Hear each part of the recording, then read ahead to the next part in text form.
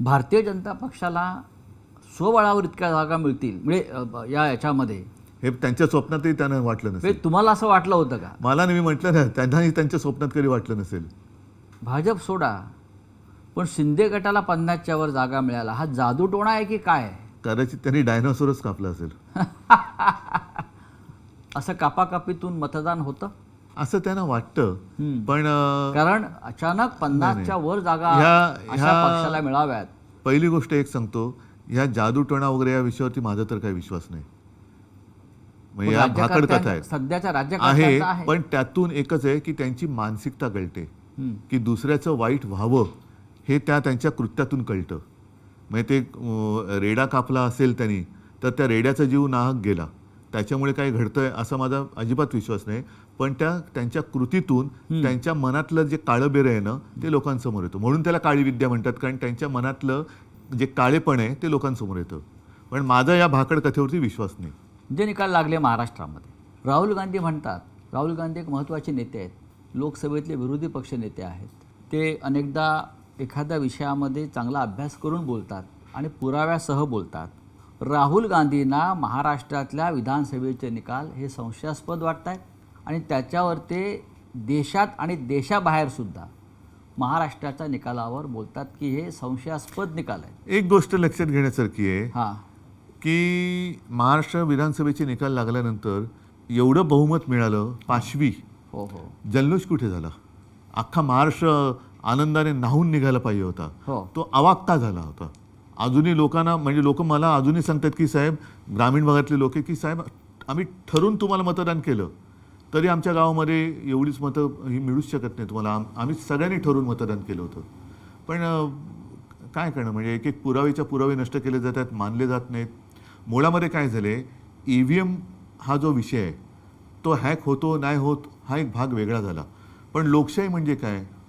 लोकशाहीमध्ये जर RTIमध्ये मी तुमची माहिती काढू शकतो, तर मला माझी पूर्ण माहिती मिळाली पाहिजे ना. होय. पूर्वी जे बॅलेट पेपर होते त्याच्यात मी मतदान कोणाला केलंय, माझं मत कुठे जातंय हे शेवटपर्यंत मला कळत होतं. म्हणजे मी ती बॅलेट पेपरवरती मी मतदान केले, आपणही केलं असणार. उमेदवाराचं नाव यायचं, समोर निशाणी यायची आणि त्या निशाणीवर शिक्का मारल्यावरती तो फोल्ड असा व्हायचा की समजा जर का ती शाई ओली असेल आणि उमटली तर ती उमेदवाराच्या नावावरती, त्याच उमेदवाराच्या नावावरती उमटू शकेल. आणि मला कळायचं की माझं मतदान, मी समजा संजय राऊत, तर संजय राऊतनं मतदान केलेलं आहे. आता काय होतंय, मी बटन दाबतो, मशालीचा दिवा पेटतोय, आवाज येतोय, आतमध्ये रिसीट दिसते. आता त्या रिसीटबद्दल सुद्धा लोकांचं म्हणणं आहे की अनेकदा ती पडते नाही पडत, हा भाग वेगळा. पण ती रिसीट खाली पडते, माझं वेगळी आणखीन तिसऱ्या ठिकाणी रजिस्टर होते, ते कुठे होते मला कळत नाही आहे. दिवा पेटतोय, आवाज येतोय, रिसीट दिसते ती, पण आत मत जे मोजलं जातं ती रिसीटने मोजली जाते. जर का त्याच्यावरती ऑब्जेक्शन घेतलं तर ज्याला आपण सिम्बॉलिक म्हणतो, अशा काही मोजक्या रिसीट मोजल्या जातात. पण अन्यथा त्या मोजल्या जात नाहीत. व्हीव्हीपॅटवरचं जे काय आहे ते मोजलं जात नाही. त्याच्यामुळे आत मत रजिस्टर कुठे झाले हे माझा कळण्याचा अधिकार तुम्ही हिरावून घेतलेला आहे. तुम्हाला अजूनही वाटतं की मतदान हे मतपत्रिकेवरच व्हायला पाहिजे? नक्कीच व्हायला पाहिजे. तुम्ही शेवटी एक आहे की का EVM का आणलत? वेळ जातो म्हणून. वेळ जातो. मग वेळ मतमोजणीत लागत असेल तर एक एक महिना निवडणूक प्रक्रिया चालते, तो वेळ का नाही धरत त्याच्यात? माझ्याकडे जर 1 तारखेला मतदान झालं महाराष्ट्रात आणि दुसरीकडे बिहारमध्ये वगैरे 30 मेला मतदान होत असेल, तर मधला वेळ माझा गेलाच ना. मग फरक काय पडतो? 30 तारखेनंतर 4 दिवस तुम्ही मतमोजणीत लावले तर काय असं मोठं आव्हाड कोसळते? आणि अनेक, म्हणजे अगदी मला वाटतं अमेरिकेत वगैरे सुद्धा अजूनही बऱ्याच ठिकाणी बॅलेट पेपर आहे. सर्वत्र UK मध्ये, ब्रिटनमध्ये पण बॅलेट पेपर आहे. मग ते काय आपल्यापेक्षा मागच देश आहेत? जर तुम्हाला वेळ वाचवण्यासाठी हे करत असाल, आणि स्वतः मोदींचं भाषण आहे त्यावेळेला बॅलेट पेपरच्या विरोधात, सगळ्यांच्या भारतीय जनता पक्षाने विरोध केलेला आहे EVMच्या विरोधात. हो. देशाचे सरन्यायाधीश भूषण गवई यांच्या आईनंही मागणी केली आहे. मग म्हणजे देशाचे सरन्यायाधीश असलेल्या गवईंच्या आईनंही, कमलाबाईंनी, ताईंनी सांगितलेलं आहे की निवडणुका या बॅलेट पेपरवरच व्हायला पाहिजे. तसंच आहे ते. आणि मग का व्हायचं ते होऊ दे ना. मग त्याच्यानंतर तुम्ही जिंकलात आणि तुम्हाला 288 पैकी 500 जागा मिळाल तरी मग आम्ही कोणी काय बोलू शकतो? याच्यात एक महत्त्वाचा फॅक्टर जो राहुल गांधी सांगतात, 60 लाख अचानक वाढलेलं मतदान संध्याकाळी 5 नंतर आणि मतदार यादीतला झालेला ठरवून केलेला घोळ, नावं कापणं. आता बिहारमध्ये काय घडत होतं तेच आहे ते की तुम्ही तुमची आयडेंटिटी महाराष्ट्रामध्ये सुद्धा निवडणूक प्रक्रियेच्या आधी नाही नाही, आता जरा बिहारमध्ये ज्याला आता कोर्टाने मला वाटतं स्थगिती स्थगिती दिली दिली आहे. ते काय होतं नीट सांगा. मतदारांनी स्वतःची ओळख पटवून पटवून द्यायची, द्यायची. म्हणजेच तुम्ही एनआरसी आणलात, हो म्हणजेच एनआरसी आणलात ना. मी इतके वर्ष राहतोय, माझ्याकडे मग आधार कार्ड हे काय, हा मोठा आधार, फ्रॉड आहे. रेशन कार्ड, आधार पॅन कार्ड हा कार्ड. फ्रॉड आहे. आधार कार्डचं प्रिंटिंग आणि जे काय सगळं केलं जाते हा फ्रॉड आहे. जर ते तुम्ही धरणार नसाल तर तो फ्रॉड आहे. मग ते पण कॉन्ट्रॅक्टर कोण आहेत, काय आहेत, मग हे आधार कार्डची हे आणली कोणी, मग आधार कार्ड फ्रॉड आहे का जाहीर करा. आणि आयडेंटिटी म्हणजे काय देणार तुम्ही, आणखीन काय, म्हणजे हा एनआरसी तुम्ही आणलात, आहे ना. एनआरसीच आणलात आणि तो आपल्या सगळ्या हिंदूंना पण लागू झाला. त्याच्यामध्ये आता वन नेशन वन इलेक्शन लादलं जात आहे. ह्यांची संपूर्ण वाटचाली एकाधिकारशाहीकडे चाललेली आहे, हुकुमशाहीकडे चाललेली आहे. सगळं पहिलं आम्हालाही गोंडस वाटलं होतं, कारण तेव्हा काश्मीरमध्ये काय त्याला वेगळे पंतप्रधान वगैरे असे ते एक शब्द होता. त्याच्यामुळे आम्ही सुद्धा त्या एका बहकाव्यात आलो. काश्मीरमध्ये 370 कलम काढलं पाहिजे याच्यावरती त्याही वेळेला ठाम होतो, आम्ही पाठिंबा दिला आणि आजही मी ठाम आहे, आपण त्याच्याबद्दल पाठिंबा दुमत दिला. नाहीये, Right. त्याच्याबद्दल दुमत नाही. पण एक निशाण, एक विधान आणि एक प्रधान. आता वन नेशन वन इलेक्शन, हो. मग त्याच्यानंतर वन नेशन वन लँग्वेज पण करतील. मग त्याच्यानंतर म्हणजे सगळं काही बरं. नड्डा बोललेत की देशात एकच पक्ष राहणार, म्हणजे वन आणि पार्टी, ही एकाधिकारशाही चाललेली आहे. One party one election, one party मग नो इलेक्शन होईल. No election. उद्धव साहेब, देशाच्या राजकारणात किंवा आपण महाराष्ट्र बघू, सत्ता आणि पैशाचा अतिरेकी वापर, म्हणजे ज्याला टेररिझम सुरू आहे, सत्ता आणि पैशाचा. आणि त्या टेररिझममुळे ज्यांना तुम्ही घडवलं, ज्यांना तुम्ही निवडून आणलं, ज्यांना तुम्ही प्रतिष्ठा आम्ही दिली, घडवायचं काम केलं, बेघडवण्याचं काम कोणी केलं ते बघा. होय, आधी आमदार खासदार यांना फोडण्याचा प्रयत्न झाला. काँग्रेसचे असतील, राष्ट्रवादी काँग्रेसचे असतील, तुमचे असतील, देशातल्या इतर पक्षाचे असतील. आणि आता पुन्हा एकदा पण मी काय म्हणतो, हा. मग तुम्ही निवडणुकीचा घाट म्हणजे कशासाठी प्रचार करताय. असंच जर करायचं असेल हा हा तर सरळ निवडून आलेले फोडून राज्य स्थापन करा ना, प्रचाराला जाऊच नका. हे सगळं पाहिल्यावर तुम्हाला, तुमची लोक जेव्हा निघून जात आहेत, कालपर्यंत माझ्याबरोबर होता, माझ्या बैठकीला होता, कालपर्यंत माझा जय जयकार करत होता, शिवसेना जिंदाबाद म्हणत होता, बाळासाहेब ठाकरे जिंदाबाद म्हणत होता, उद्धव ठाकरे जिंदाबाद म्हणत होता, ते 24 तासात त्यांचं मतपरिवर्तन होतं आणि ते निघून जातात, बळी पडतात मोहाला. हे पाहिल्यावर तुम्हाला राजकारणाचा उबग येतो का? राजकारणाचा म्हणजे हे जे काय चाललंय या परिस्थितीचा, राजकारणाचा येण्यापेक्षा राजकारण्यांचा येतो. कारण हे राजकारण नाही, हे राजकारण नाही मी म्हणू शकत. हे जसं बाळासाहेब म्हणायचे की गजकरण आहे, हो, ही सत्तेची खाज याने एवढी सुटते की जेवढं खाजवाल तेवढं कमी. त्याच्यामुळे हे राजकारण नाही, हे गजकरण आहे. आणि त्यांना सत्ता मिळाली ना, केंद्रात मिळाली, राज्यात मिळाली, तरी तुम्ही अगदी तुमच्या सोसायटीची सुद्धा निवडणूक असली तरी माझाच माणूस पाहिजे, दूध संघ असलं तरी माझाच पाहिजे, अमुक सुद्धा माझंच पाहिजे. हे गजकरण आहे. तुम्ही जे त्यानं झाले सत्तेचं गजकरण म्हणा पाहिजे, ते राजकारण नाहीये. तुम्ही कॅमेरा हातात घेऊन जंगलात जाता आणि प्राण्यांचे फोटो काढता. हल्ली नाही जात. ज्यांना आपण जंगली जनावर म्हणतो, हिंस्त्र आणि जंगली याच्यात फरक आहे. पण त्यापेक्षा राजकारणातील लोक अधिक जंगली आणि हिंस्त्र झालेले आहेत. नाही, म्हणून मी म्हटलं ना, जंगली प्राणी म्हणजे हिंस्त्र नाही. हिंस्त्र हे राजकारणी हा असतात, हा जंगली प्राणी नाही. हा हा जंगलात कारण नसताना कोणी कोणावरती हल्ला नाही करत. अगदी वाघ, सिंह वगैरे त्यांना भूक लागल्याशिवाय ते शिकार करत नाहीत, कारण तो शेवटी निसर्ग नियम आहे. होय.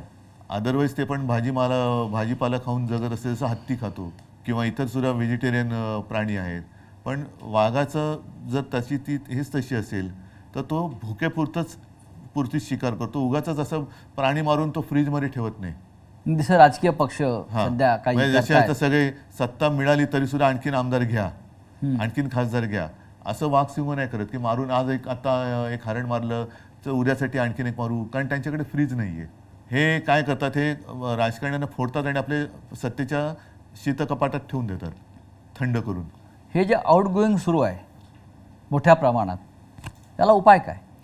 काही वेळेला साचलेल्या डबक्याला थोडंसं एक आउटलेट द्यावं लागतं आणि नवीन झरा यावा लागतो.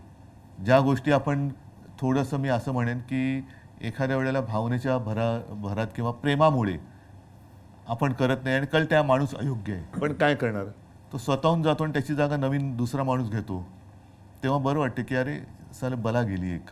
शिवसेना हा एक विचार होता आणि आहे, जो माननीय बाळासाहेब ठाकरे आत्ता जे आमच्यातनं गेले ते तिकडे जाऊन काय काय दिवे लावतात तुम्ही बघताय. होय. त्याच्यामुळे असे हे दिवटे गेलेले बरे ना. होय. आता ते जिकडे गेले तिकडे काय प्रकाश पाडतात तो कळतोय तुम्हाला. काय लोहचुंबकाचा असर कमी झाला आहे का? लोक जे चिटकून राहायचे पक्ष म्हणून, विचार म्हणून, त्याला शिवसेना एक लोहचुंबक आहे असं साहेब अनेकदा म्हटलेलं नाही, आहे. पण त्याच्यामध्ये तुम्ही जर बघाल तर सर्वसामान्य जनता आणि साधा कार्यकर्ता ज्याला बिचारा कधी तो काही मागण्यासाठी माझ्याकडे आलाच नाही ना, शिवसेना प्रमुखांकडे आला होता, त्यांच्या पिढ्यानपिढ्या आज सुद्धा शिवसेनेसोबत आहे. कोण गेलं? ज्यांना काही ओळख नव्हती आणि ज्यांना मोठं केलं ती लोक काही गेली, पण ज्यांनी मोठं केलं ती लोक अजूनही माझ्यासोबत आहेत.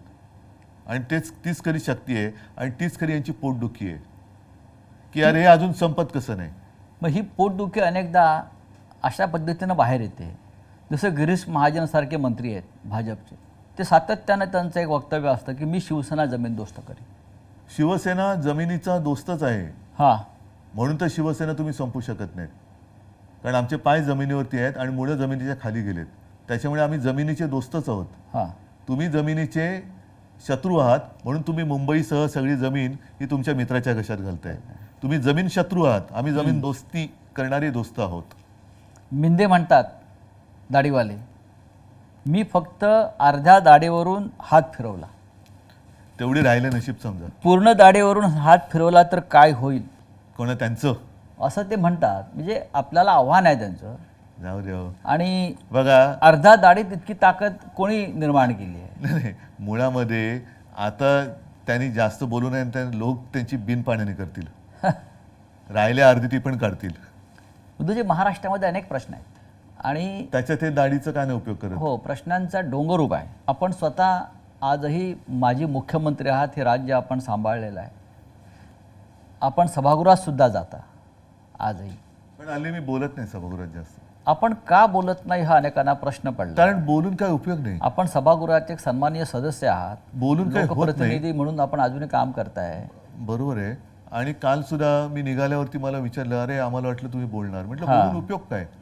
कारण कालचं सुद्धा जे एक बिल आणलं जनसुरक्षा, त्याच्यावरती चर्चा झाल्यानंतर त्यातनं काही घेतलं का, तुम्ही घेणार आहात का, घेण्याची तयारी आहे का, तर मी बोलतो.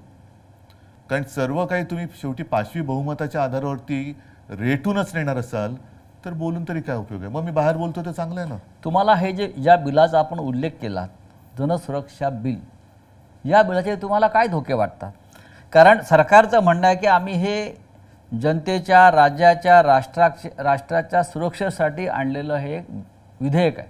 बरं, हे बिल जर का आणलं, म्हणजे आता त्यांनी काल मंजूर केलं, बघू पुढे काय होते. महिलांवरचे अत्याचार थांबणार आहेत का? चोऱ्या माऱ्या, खून, दरोडे थांबणार आहेत का? लूटमार जी चालू आहे ती थांबणार आहे का? अगदी मध्ये आलो तर समृद्धी महामार्गावरती लूटमार चालले, इकडे लूटमार चालले. तसं नाही आहे हे. मी बिल वाचलं आणि काल मी बोललो, त्याची सुरुवात फक्त त्यांनी सांगितले कडव्या डाव्या विचारसरणीची. आता कडवा डावा म्हणजे काय? मुळामध्ये डावी विचारसरणी म्हणजे काय, उजवी विचारसरणी म्हणजे काय? आपल्याकडे काय झालेलं आहे की सर्वसाधारणतः डावी विचारसरणी म्हणजे त्याच्यात जर पण वाचलं तर सामाजिक न्याय, व्यक्ती स्वातंत्र्य, भाषण स्वातंत्र्य, समानता, ह्या गोष्टी त्याच्यात उल्लेखलेल्या आहेत. उजव्या विचारसरणीमध्ये धर्माधिष्ठितता, त्याच्यानंतर भांडवलशाही. म्हणजे डाव्या विचारसरणीत काही गोष्टी चांगल्या आहेत, उजव्यामध्ये काही वाईट आहेत. आता आपण वाईट सोडून द्यायला पाहिजे आणि चांगलं घ्यायला पाहिजे. तुम्ही कडवी डावी, मग कडवी उजवी नाही आहे का? जर का उजवी विचारसरणी ही धर्मावरती आधारित असेल तर काल तुम्ही पत्रकारांसमोर बोलताना जो विषय बोललो की पेहलगाममधल्या अतिरेक्यांनी धर्म विचारून गोळ्या घातल्या, मग ते कडव्या उजव्या विचारसरणीचे म्हणून त्यांना तुम्ही सोडून देणार आहात का? तर असं करण्यापेक्षा तुम्ही दहशतवादी, देशविघातक, देश विघटनकारी या शक्तींविरोधी आतापर्यंत आपण लढत आलेलो आहोत. अमित शहा पण बोललेत की आता नक्षलवाद संपत आलेला आहे. नक्षलवाद किंवा दहशतवाद संपवायला आमचा पूर्ण पाठिंबा आहे. या कायद्याचा राजकीय दृष्ट्या गैरवापर होईल अशी भीती वाटते. जसा मिसाचा झाला, नाही, पण टाडा नावाचा कायदा आला, मिसा आला आणीबाणीमध्ये, पोटा आला, असे अनेक कायदे याच कारणासाठी आणि त्या सगळ्या कायद्यांना भारतीय जनता पक्षाने विरोध केला होता. आणि आज त्याच प्रकारचा कायदा नाव बदलून महाराष्ट्रामध्ये आत्ताच गेल्या 8-10 दिवसापूर्वी भारतीय जनता पक्षाने देशभर आणीबाणीचा 50वा दिवस विचित्र पद्धतीने त्याची आठवण करून देण्यासाठी केली. आता हीच लोक होती यांनी त्यावेळेला आणीबाणीला विरोध केला होता. आता तीच लोक आहेत जे आणीबाणी आणू इच्छित आहेत किंवा आणीबाणी त्यांनी ऑलरेडी अघोषित आणलेली आहे. म्हणजे ज्या गोष्टीला तेव्हा त्यांनी विरोध केला होता तीच गोष्ट ते आता आणतायत.